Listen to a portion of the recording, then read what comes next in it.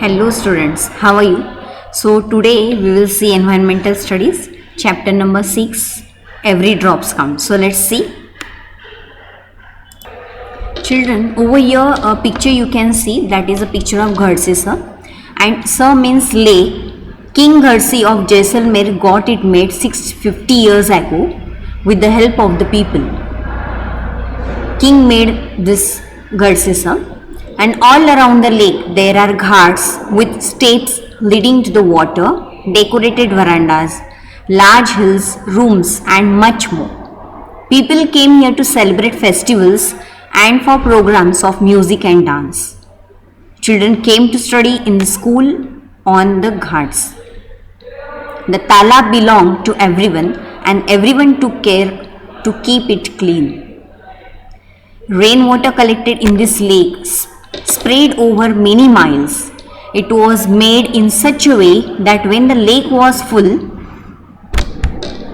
the extra water flowed down into another lake at a lower level. Means the levels were arranged. If one lake is flowing, so the extra water flowed into another lake at a lower level. When that too filled up, the extra water flowed into the next lake. This way all 9 lakes filled up. Children, so in this way there were 9 lakes, one after the other, and the levels were arranged. So this way all 9 lakes filled up. This rainwater could be used throughout the year. See the condition of today and the condition whichever our ancestors means they were maintaining in such a way all the things that they for the whole year they use that water. So today Ghadse sir is no more in use. Many new buildings and colonies have come up in between those 9 lakes. Now the water does not get collected in the lakes. Rainwater just flows away and it's wasted. See children, today's thinking, and the king thought at that time and he made that. So in this way the water gathered together, they were using that water for the year, till throughout the year they were using the water. Now again we will see one interesting story about Al-Biruni. So through the eye of Al-Biruni, you can see the picture also in the slide.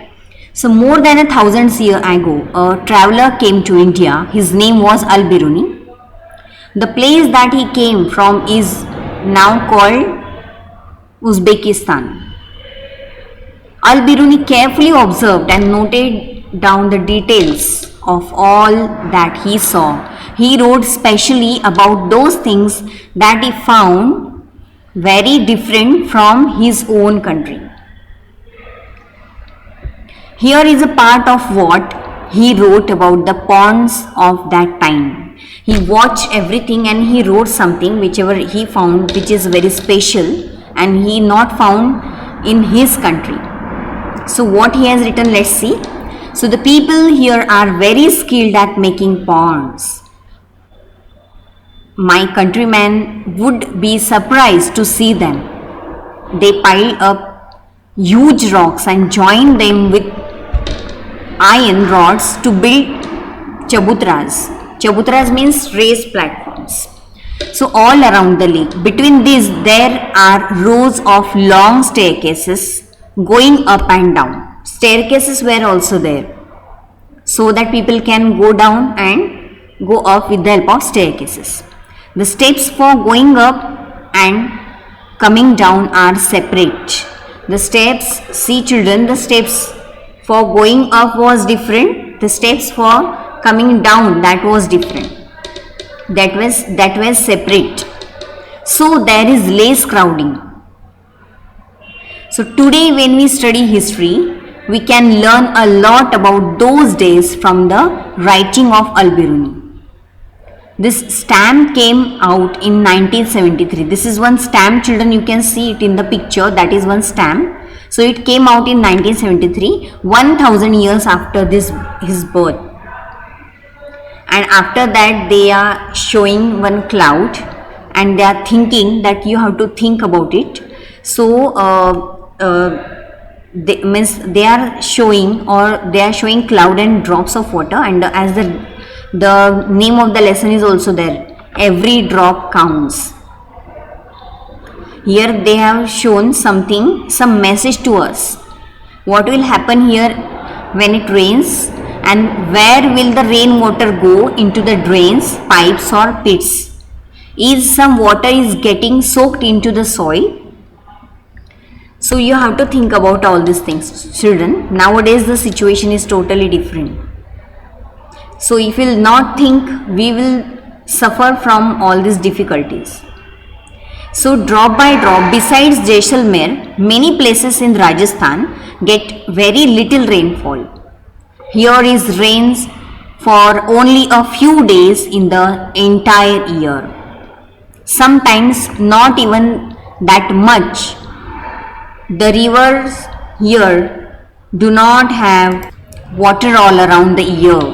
Think about it, children. If water will not be there for the whole year, so we may face many difficulties. And yet most of the villages in these areas did not have a shortage of water. People knew that every drop of water was precious. Lakes and jodas were made to collect water. Water was everyone's need. One and all came together in this work, be it a businessman or a laborer. Some water from the lakes soaked into the ground and reached the wells and the bowdis. Bowdis means step wells. Steps are prepared to make to go up and down. The soil of the area also became wet and fertile. Every house had a system to collect the rainwater. Look at the picture on your right. You can see it in the picture. So how do you think the rainwater that falls on the roof will reach the underground tank? Draw the path. Have you ever seen a step well? Look at the picture. Can you imagine, by looking at the picture, that the steps go down several stories deep?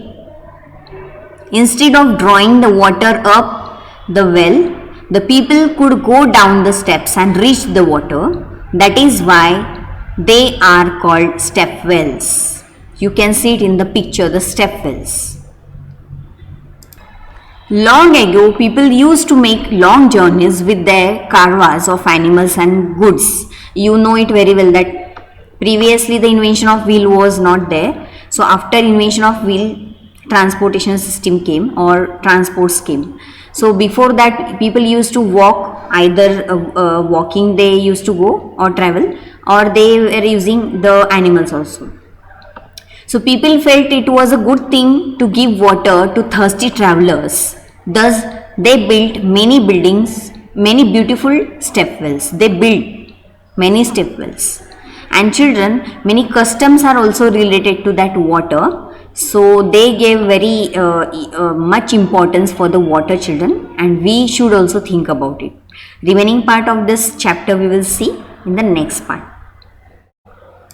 So thank you for watching video, students, and you can read this chapter number 6 and you can find out the hard words meanings. Thank you.